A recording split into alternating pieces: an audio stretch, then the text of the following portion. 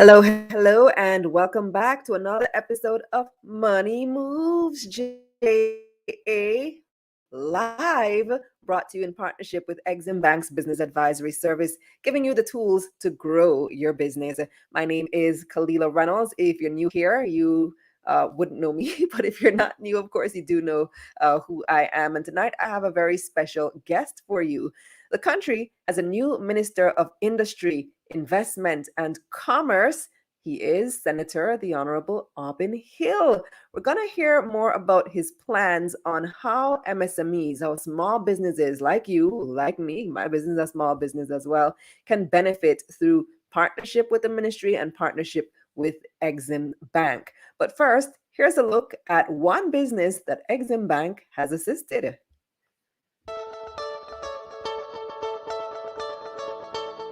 I'm Fitz Saunders, founder of Central Trading Company, Shocks Depot. If you want to call me the CEO, that's fine. We started this company registered the company in a different name from 1987 when I was still employed at a company. Then we started in 1991 to sell specialized shock absorbers. Hence we call the place Shocks Depot, which is our marketing name, but our registered name is Central Trading Company. I was introduced to a special institution probably about 10 years ago, which we took the opportunity and work with them, and over the years we have had excellent service. That company is Exim Bank. Someone from Exim Bank called me and introduced the service to me, which I started using, and it has been very helpful to us.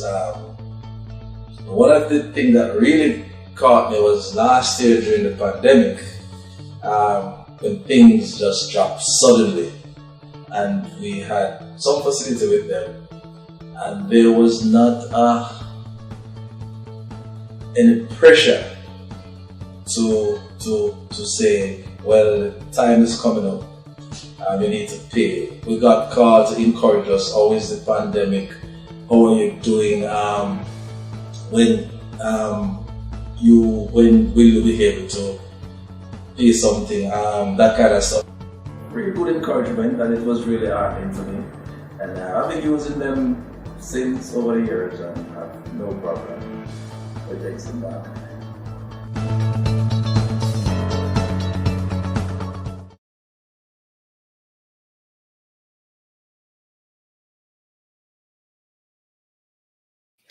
Yes, I always like hearing the stories of the people who are, whose lives are transformed, whose businesses are transformed through assistance from the Exim Bank and what they have been able to do with that assistance.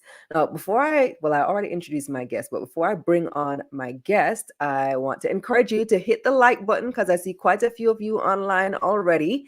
And what we want to do is tell YouTube that we like this video, and tell Facebook, if you're watching on Facebook over on Exim Bank's page, that we like this video, and that encourages the algorithm to recommend the video to other people who might be interested. Now, I see a few people online. I see Angela saying good night. Ingle Johnson says good night. John Walker says hi, good evening, everyone. Mark Q. Spence says good night, money makers. Good night to you too. And Lisa Davis also giving us a shout out saying good evening, everyone. Levar says Mandible checking in. Now, if you are a small business owner, if you are an entrepreneur, if you are affiliated at all with any MSME, I want you to type right now the name of your business in the chat and where you're operating from. Let us know who you are. Let us know what your business is. Let me know what you guys do and where you are. And of course, if you have any questions for the minister throughout the course of this evening, type them in the chat. Put him in the hot seat. Ask him your questions. What do you as a small business need, and what do you need to know right now? So we want to see who you are, who your businesses are, and where you are located. All right. So with that said, let's bring in the minister. Senator Hill, how are you?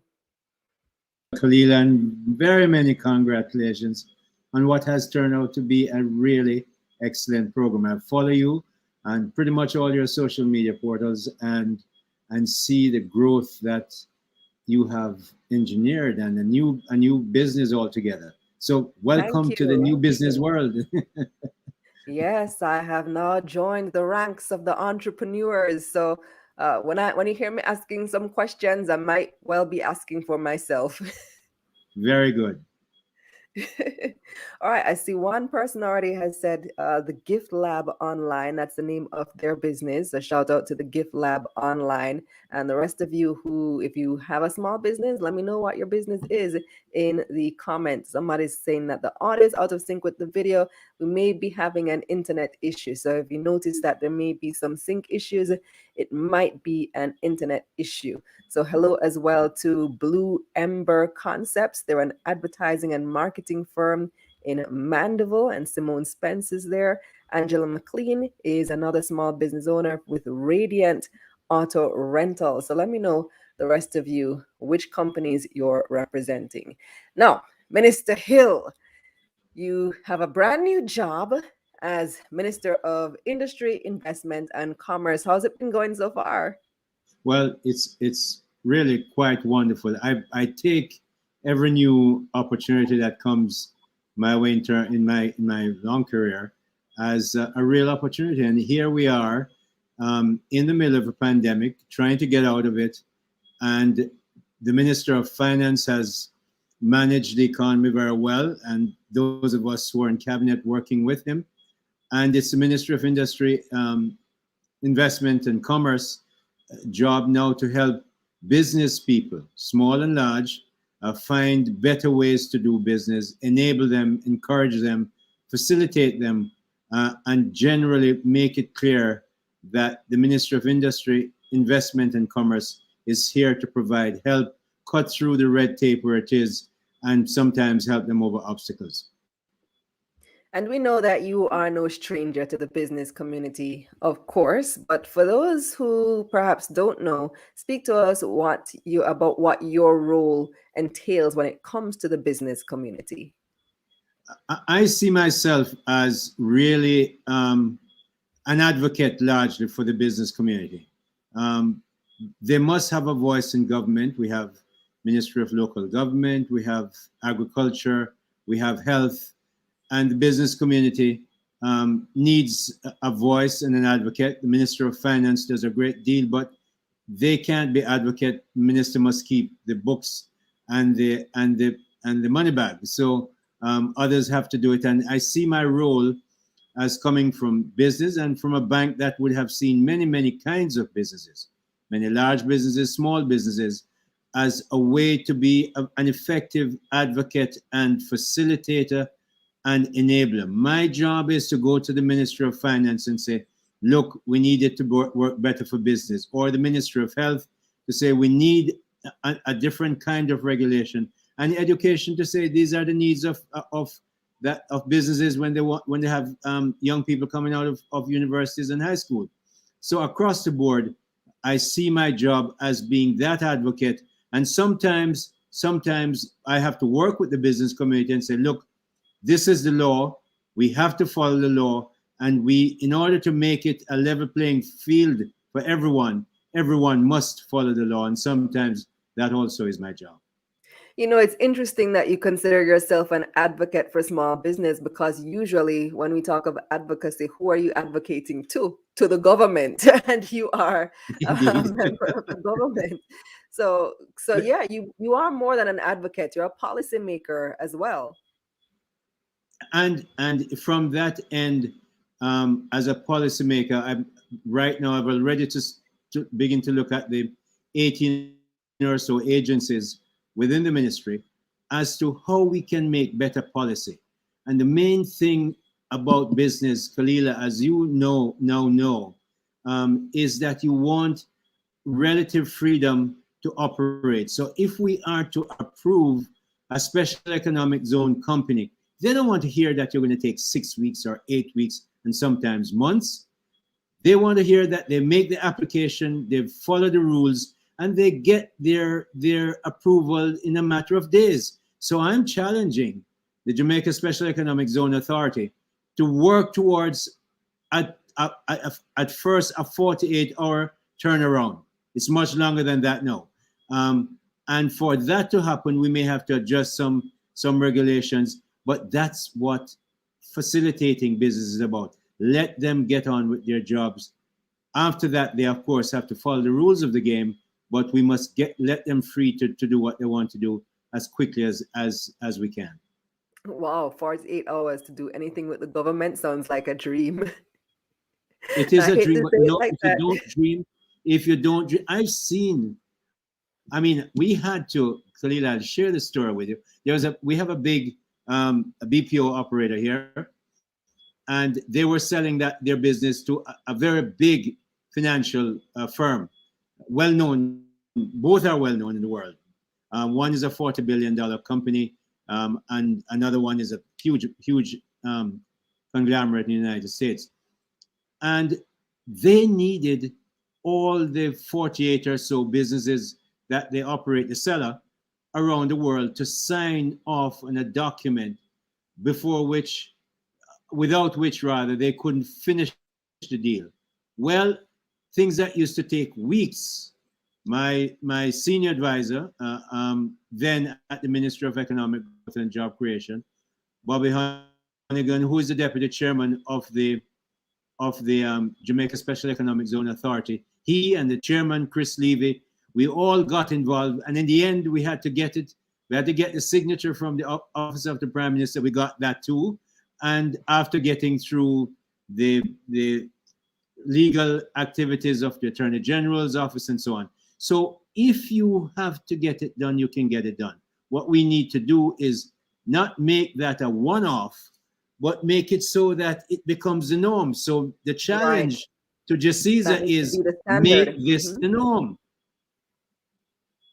Absolutely. Absolutely agree 100%. Let's see if we can get it done because we all know government is notorious for that red tape, that bureaucracy, and things take time.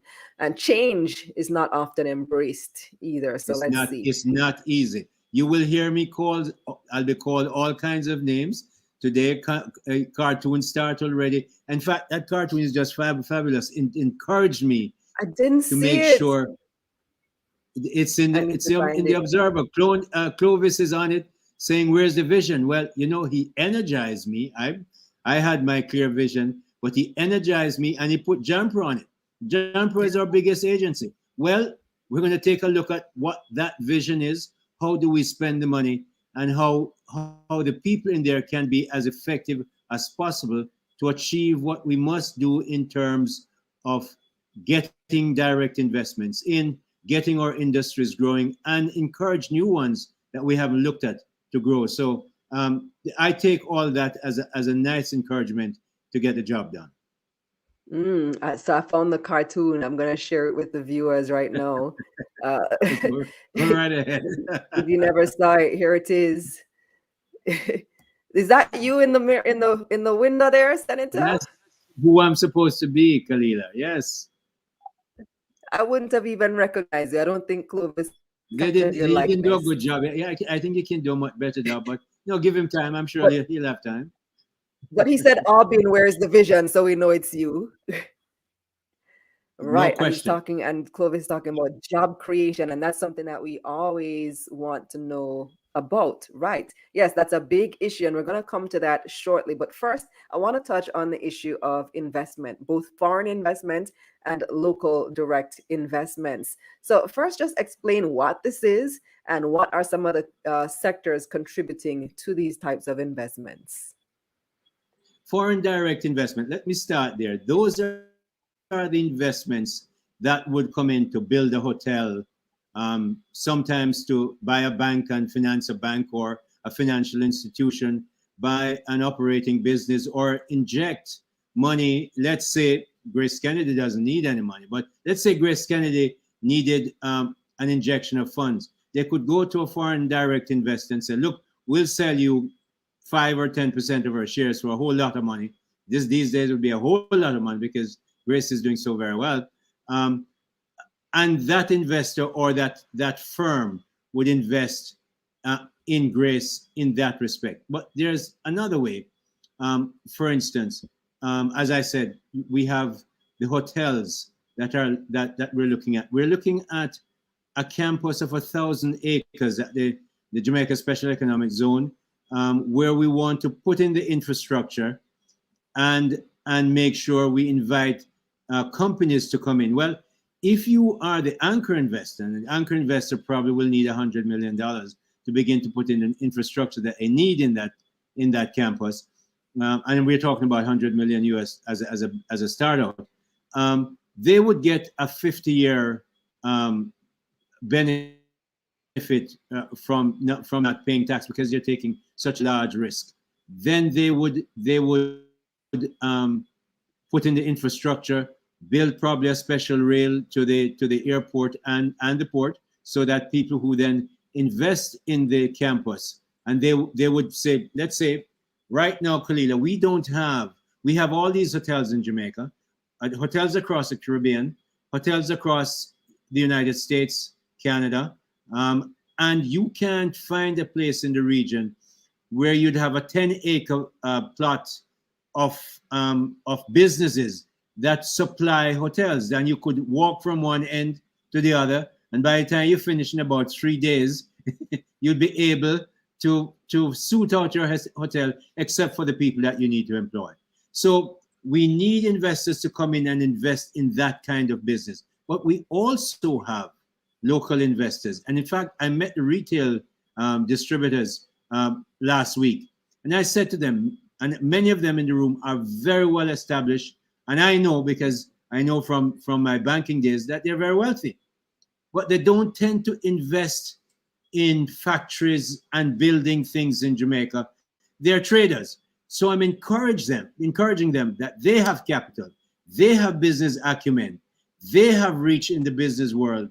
Invest in Jamaica, because if we don't invest to export, and export especially, we will never be wealthy. Israel and Singapore are wealthy. We want to look at them, but they have about the same amount of population, maybe 8 or 9 million people, but they would never be rich countries just selling to 8 or 9 million people. They sell around the world because they're local people and foreign investors invest in their country to export. And Kalila, that will be one of the areas that I will be pushing, working. In fact, I'm moving in an expert team for export into the ministry to work very closely with me, because we have to develop a modus operandi and look over a 5-10 year period where we get to where we want to go. But immediately in the near term, we have to find some low hanging fruits, and we have some already, exporting to England and elsewhere, but improve on them.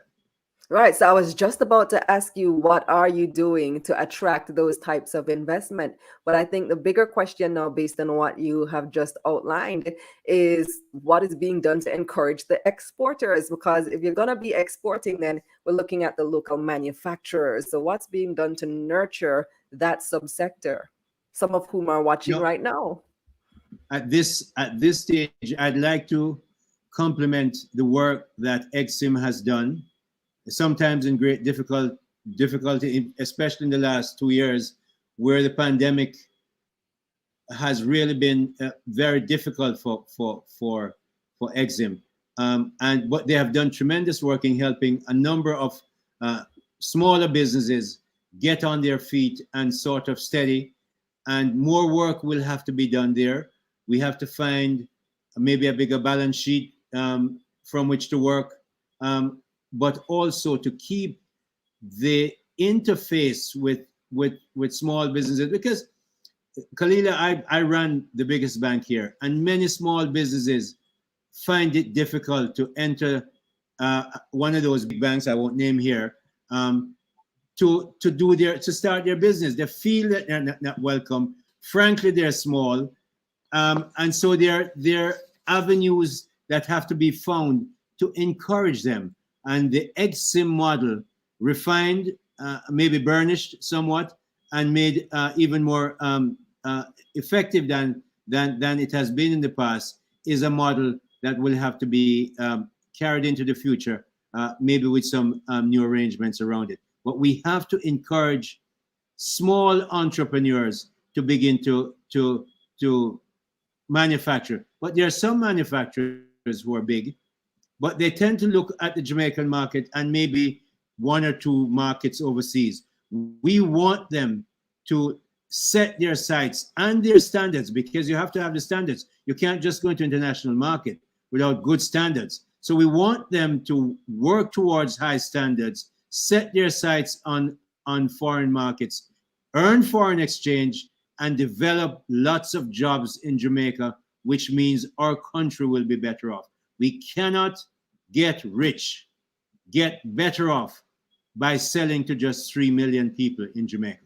We need to export to foreign markets and bring in foreign revenues from overseas. Right, absolutely. So, what is the plan to help MSMEs through Exim Bank?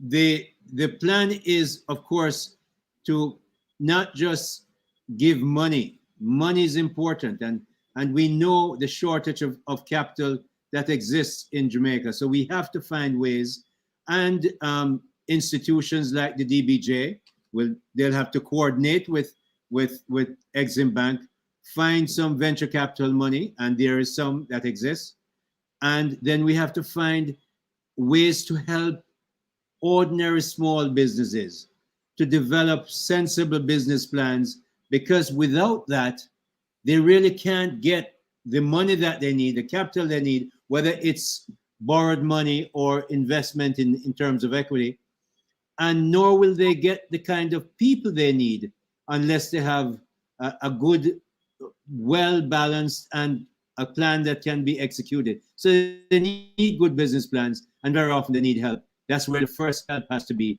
And I think more emphasis will have to be put there, and some more money spent to help businesses do their plans, so that when they get the money, they don't waste it or run into problems that they should have been able to foresee with a good plan. So, you're providing technical support? That's what we will have to do.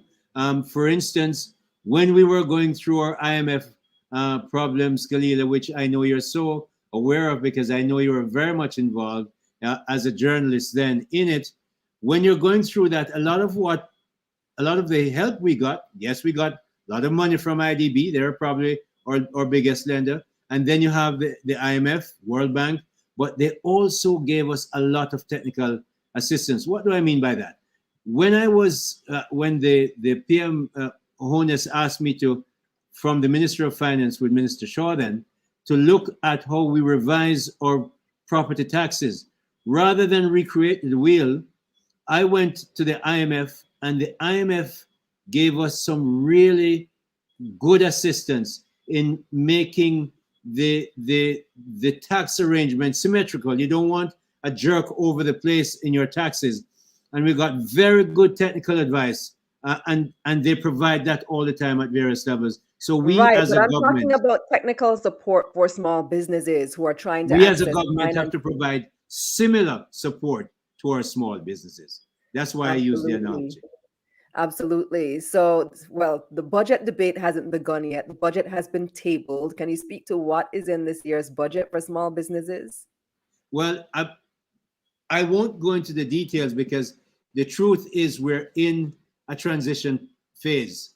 For pandemic has taught us that we have to make some changes as to how we're looking at small businesses. But what I can tell you is that there is going to be money for small business and technical assistance coming in the year ahead, because we have to. We don't have a choice. We just have to. So you'll hear Minister Clark outline what kind of spend is expected, and you will hear some changes coming as to how we deal with small businesses, because what we have now will just simply have to be improved if we're going to get to that export drive and build our businesses locally.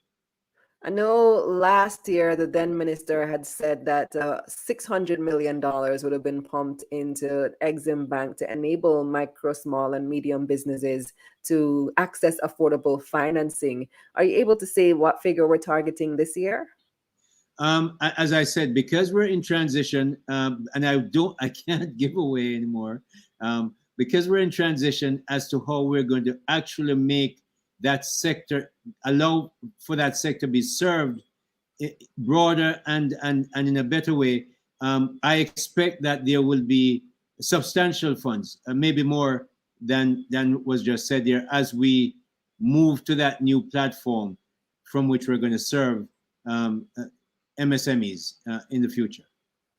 So we have a few questions from our viewers, but first I want us to watch this video from Exim Bank, because last year more than 400 loans valued at $4.5 billion were dispersed to MSMEs during that financial year. So let's take this video and then we take some questions.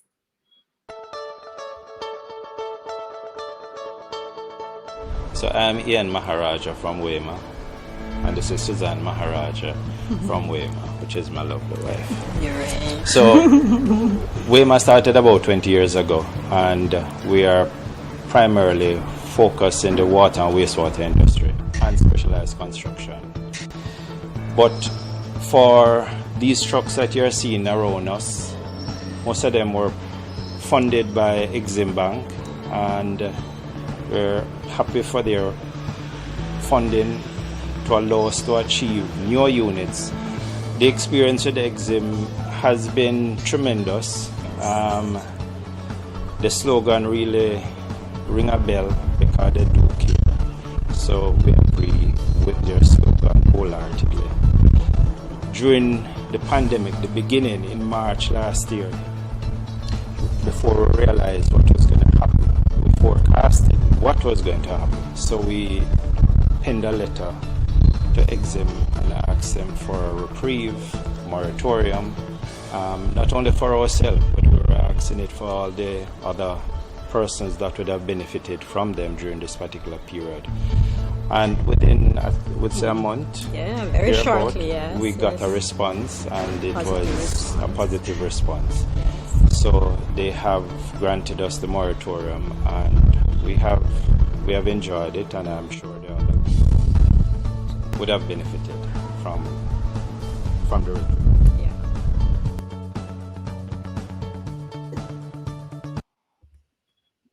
Another great story there of support received from Exim Indeed, Bank. a great story.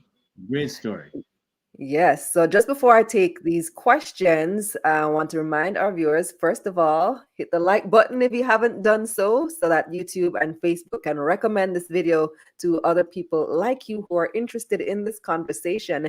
And also, if you are a small business owner or if you work at a small or medium-sized business, let me know who you are. Write it in the comment section, in the chat, in the live chat. Let us know the name of your business and where you're located, and tell us briefly as well what you do. And if you have any questions for the minister, now is the time to ask them. So let me get to a few of the questions and comments in the chat. The first one came from Marcus Sewell. He says, as a small startup, the big hotels and supermarkets want you to produce for dirt cheap and take months to pay. This type of behavior would put a small business out, I guess, before they start. So more of a comment there, Minister.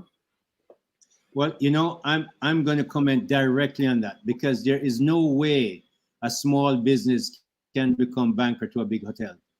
And if the big hotel buys from a small supplier, let's say a farm or a small agro-processor, and takes months to pay them, they're going to go bankrupt. So, and you can't expect a hotel, you can't expect a small business to lend to Grace Kennedy. Grace Kennedy doesn't operate that way. So we have to make sure that when small entrepreneurs get into business, big businesses really step up and behave properly. And some hotels in the past and now may have had that reputation. but we're going to work with them to make sure that both sides understand that it's a symbiotic relationship. Each is depending on the other, and one can't, because of size or some other force of power, take advantage of the smaller person. I want to speak about Jampro. I see somebody mentioned I'll here come to that. in the I'll chat. come to that Well, shortly. you're I'll coming come to that, but I shortly, want to say Senator. this about dealing with the hotels and so on.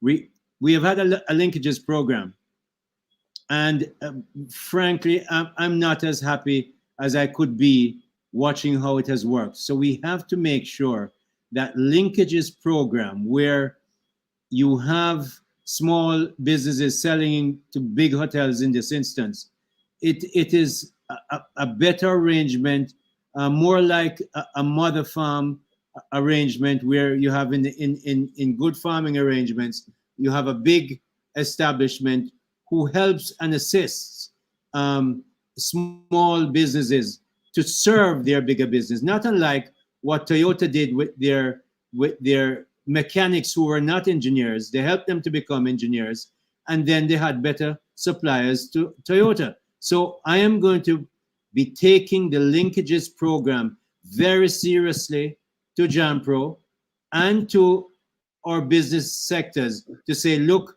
this is a way to make sure our small businesses develop into bigger and stronger businesses, which will be better for the economy and better for your hotels and whatever else you're running. Well, excuse me, the government also has a similar issue with paying small businesses. The comment there. I know, but while you have a sip, Kalila, I'll just mention that yes, I actually chair the infrastructure committee of cabinet, where contracts, I think over 60 million, all have to come there for review and approval, for review and recommendation to cabinet. Cabinet approves, and I am aware from what I hear in the marketplace that there are times when government is slow on paying, and we know some of the pain that happens. Government sometimes, yes, do have that revenue, that cash flow issue, but more and more, I have seen Minister of Finance and elsewhere trying to make it easier for people who work for the government to get paid on time.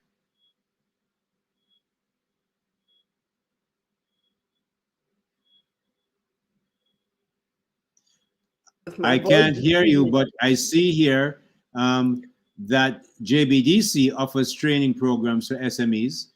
We're going to wrap that up, and I know that Ms. Vera has been doing that for many years. VSJ has program to help them understand standards.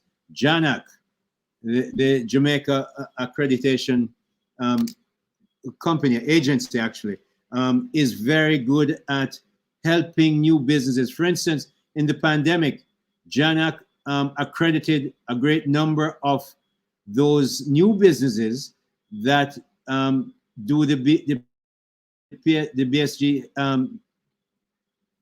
the PSR tests in our nostrils and the antigen tests. A lot of those were accredited by JANAC, and JANAC is an industry that works in 9 other countries in the Caribbean, including the Bahamas, Barbados, Belize, Dominica, Grenada, Guyana, Suriname, St. Lucia, Trinidad, and Tobago. So JANAC is doing very, very good work. They're recognized internationally, and we're providing that accreditation to help, just like the Bureau of Standards is doing in another. So all these come out of the Ministry of Industry, Investment, and Commerce to aid businesses, to get new businesses, and to grow their businesses. I'll take this final comment from D. Steph, who says there was a report recently about a shortage of BPO workers. What is the government doing about this? I checked that out, and the comment was made, but the truth is I spoke, and today I was with a very big BPO operator here in Kingston, walking through a new building, huge new building in the Malines area that they're going to open very soon. You'll hear more about that. And I talk to other BPO operators, and they don't feel that they have that problem. And in fact, in the Kingston area, they seem to be able to get all the people that they want. And across the country, I don't know that they're having that shortage. But be that as it may, Kalila, if we're going to grow, we're going to have to get into serious apprenticeship and training. I am talking about that from the Ministry of Industry, working, of course, with HEART. HEART is the training agency. Other institutions like CMU and UTech, NCU, because they're the STEM kind of tertiary institutions. They're all going to get involved. I dare say I would like to see the JDF get involved as well in terms of discipline and so on. So we have Jamaicans, many of them. We have to make sure we get into that training, and all of us have to be involved, even though it is going to be led by HEART. And the Prime Minister, as you know, is looking at revamping HEART as it is to make it more efficient at this whole business. But yes, I think right now we have enough workers, but we will have to continue to train more. So I know I said last one, but there's another great one that came in. And I also want to take this comment here from Exim Bank saying Exim Express ensures companies who do business with the government and other large companies as well are paid in advance, no collateral or finance is needed. So it is a form of receivables financing. Yes. And so the last question now comes from, where is it? Was it this one? Yes, Nagash. What are we doing about energy? You know, the oil prices are sky high right now. Other than salary, energy is one of the big costs for businesses, especially manufacturers. What's the plan there? Well, if you have any prizes, you should give Kalash one, because I'm glad for him to ask that question. At the Ministry of Economic Growth and Job Creation, I initiated a working group to look at renewable water and renewable energy. Why water and energy? Water is very heavy. To lift it, you need energy. You might as well get renewable energy with it. But also, I spent 21 years in the Middle East. Saudi Arabia, Kuwait, Abu Dhabi, Dubai, Qatar, all over the place. They have oil under the ground, and we have energy coming from the sun. Kalila, we have been extremely retardant. Didn't say retarded, no, don't make them misquote me. And we have not been nearly as effective as we needed to have been on getting renewable energy into our energy mix at the level we need to. We've had this 50% or 30% renewable for 2 or 3 decades now, I don't know, and we haven't been there. Well, Prime Minister has made it very clear. He wants 50% or more, and he doesn't want to hear about the obstacles. We're going to have to find a way to make sure we get more renewables in, because climate change is affecting us and the price is affecting us. At this price, we might be spending $2 billion a year. And yet, I don't know if we're 11 or 12% renewable. That's madness. So we need to know, and I'm on the Joint Select Committee of Parliament looking at the Electricity Act. That has to be changed. There are very important issues in there, right of first refusal. The net billing arrangement is not nearly as effective and efficient as it needs to be. We're looking at those issues. But also, Kalila, we must make it very easy, and if necessary by legislation, that ordinary people, when we put in 50 megawatts of renewable energy, some investors who put in the big energy farm, they make money, 10, 12, I don't know how many of them, maybe 4. We need to make sure ordinary Jamaicans, your producer, your researcher, must be able to put renewable energy and renewable water on their houses. Now, how are you going to do that? Make sure it is all the costs, the equipment, the labor, the fees are wrapped into a 25 or 30-year mortgage Because if they have to, when they find $8 to $10 million, they and their partners to buy a house on mortgage, they can't put in another 800,000 to 1.2 million upfront to put on the renewables. So they will never do it. So we have to find a way by law to wrap it in the mortgages so that it becomes easy for them to get the benefit of what I call distributed energy. That means it's on various people's houses, not in just one plant, and get the benefit of that sunlight that we have so much of in Jamaica that we're not using nearly as well. In the meantime, people will have to become efficient at using the energy they need. Just use what you need.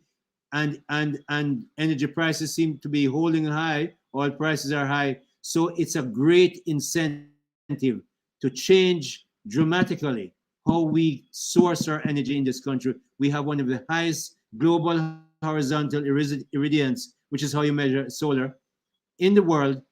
Germany probably has 2 or 3 weeks of hot sunshine, and they are one of the leading countries in solar energy. And we have all this here, and we're 10, 11, 12%. We need to change that dramatically. And thank you for the question. And we're going to continue on that question in the Joint Select Committee of Parliament. Yes, a shame. So there was a question that I had intended to come back to earlier. You started touching on it, and we need to come back to it. But it's not really a question. It was a comment from Marlon Johnston. He said, we need to expand the Export Max 3 through Jam Pro. So what's the plan for that program, Export Max? Well, I am going to meet with Diane Edwards is right now in Dubai. As soon as she comes back, I'm meeting with all the agencies. I'm going to meet with her, and then I just appointed a new board. Senator Webby is still chairing JAMPRO. There's some new members on it. Apart from linkages, how we do export through Export Max, and pulling a set of experts into the ministry to work with me closely.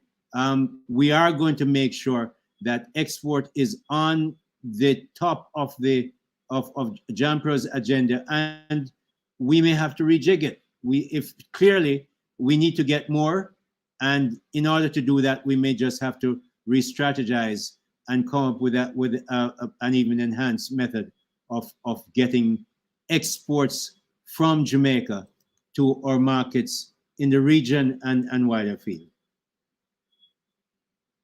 Thank you so much, Minister. I see some great comments coming in the chat. Jason says the government can give a tax credit to encourage renewable energy. Marlon says NHT should offer solar loans. And then someone else in the comment says, Smart Tech says NHT does offer solar loans. And they do, in fact. But it needs to be much more efficient and easy, and it must be wrapped into the mortgage in the end. Absolutely. I want to thank you so much for joining us this evening, Minister. It's much appreciated. And all the best in your new role. Thank you very much, and thanks for having me on, and congrats on your program. Thank you again. So that's it for this episode of Money Moves, JA, brought to you in partnership with Exim Bank's Business Advisory Service, giving you the tools to grow your business. Make sure you visit their website, eximbankja.com, where you can see what are the things that they actually offer, such as Exim Express, which we spoke about this evening and last week. I'm Kalila Reynolds. Until next time.